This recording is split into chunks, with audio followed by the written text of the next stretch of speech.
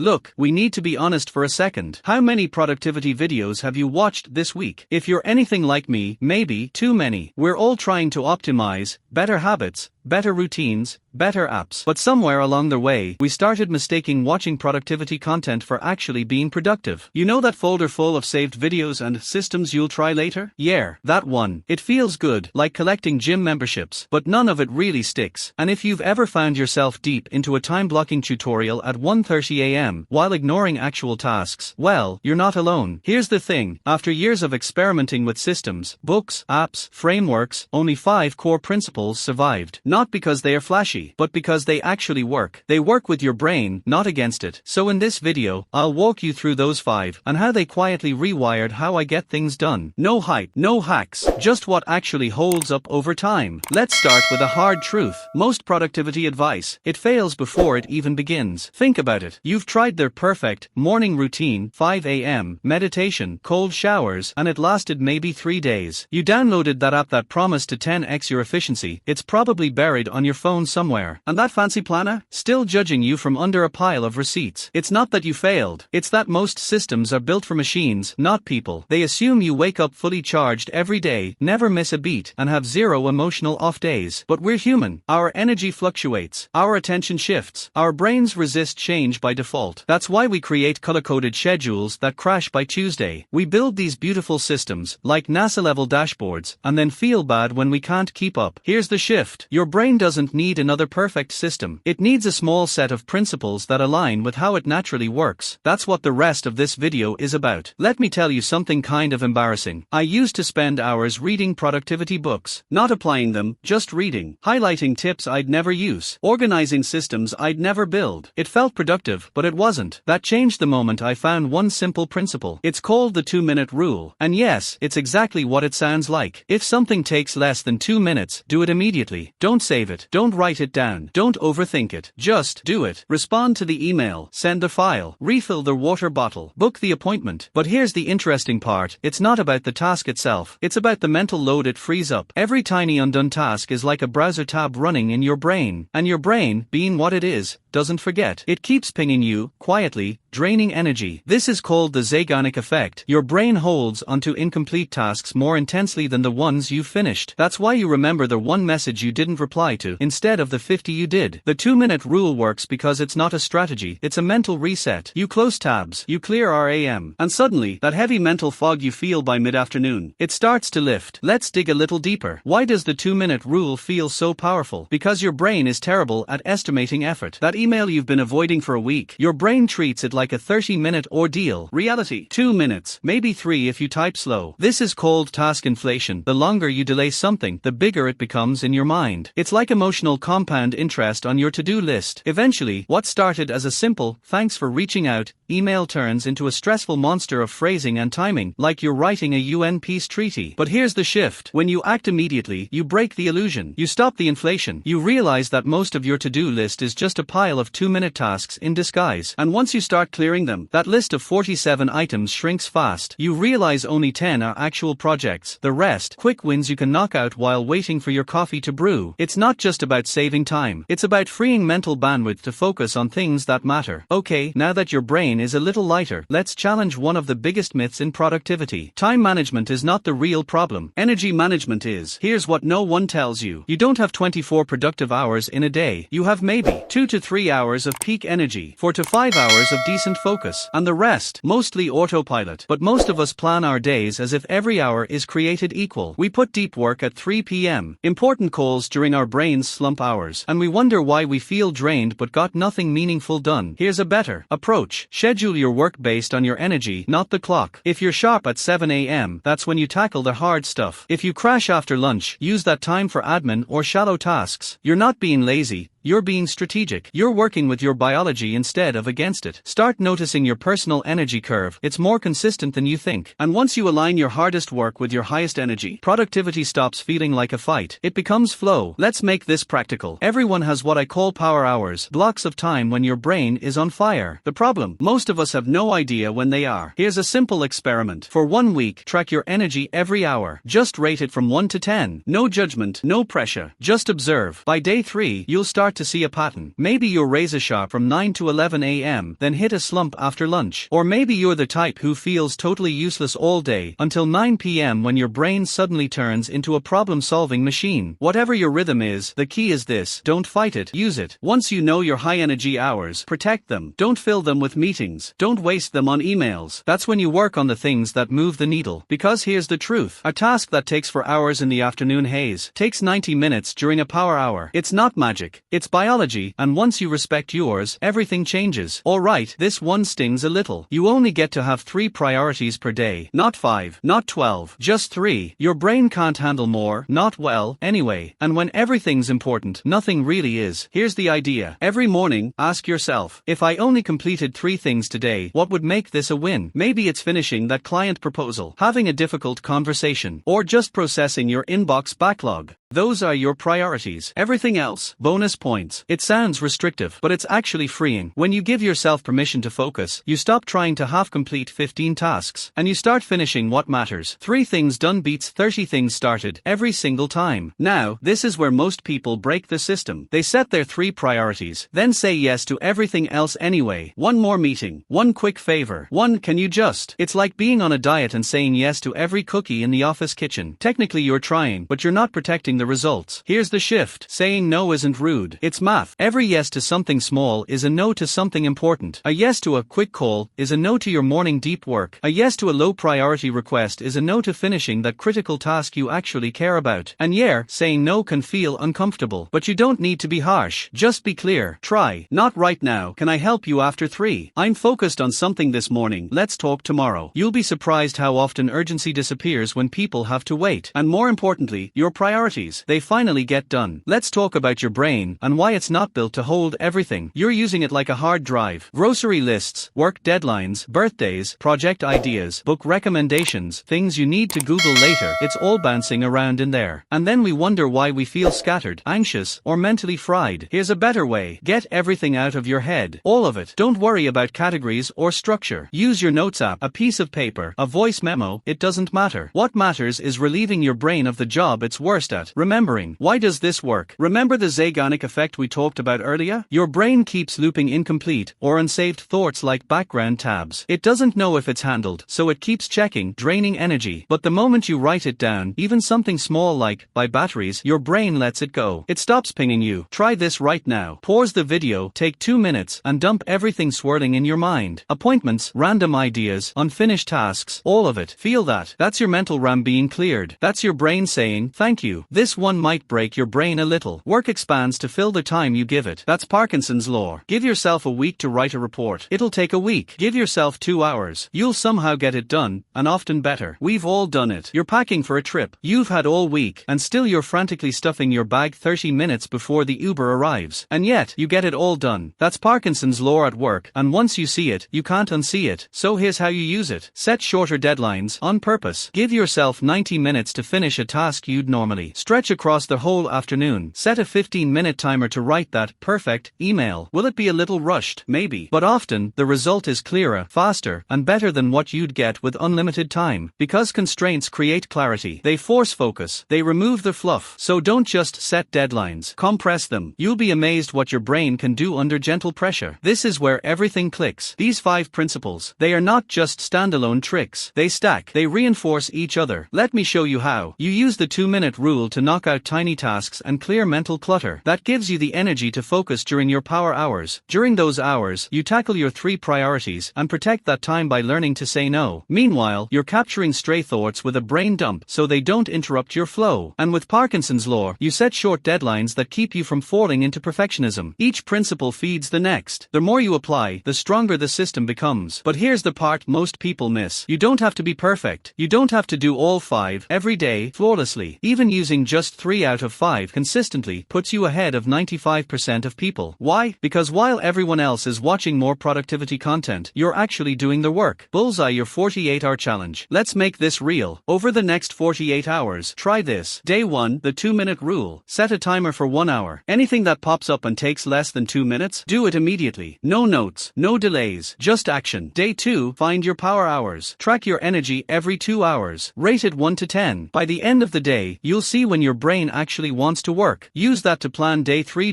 Day 3. Choose 3 priorities. Write them down, on paper. Not in your head, not in your notes app, on paper. And protect them like they matter, because they do. I promise. If you apply just a few of these principles, even 70% of the time, you'll be more focused, more energized, and more effective than you've felt in a long time. Because productivity doesn't come from doing more. It comes from doing what matters, in a way that works with your brain, not against it. If this helped, let me know in the comments. Or better yet, tell me which principle you're going to try first. And if you want deeper content, early scripts, or to support these videos, check out the Patreon link below. Let's keep building a simpler, more intentional way to work, one principle at a time.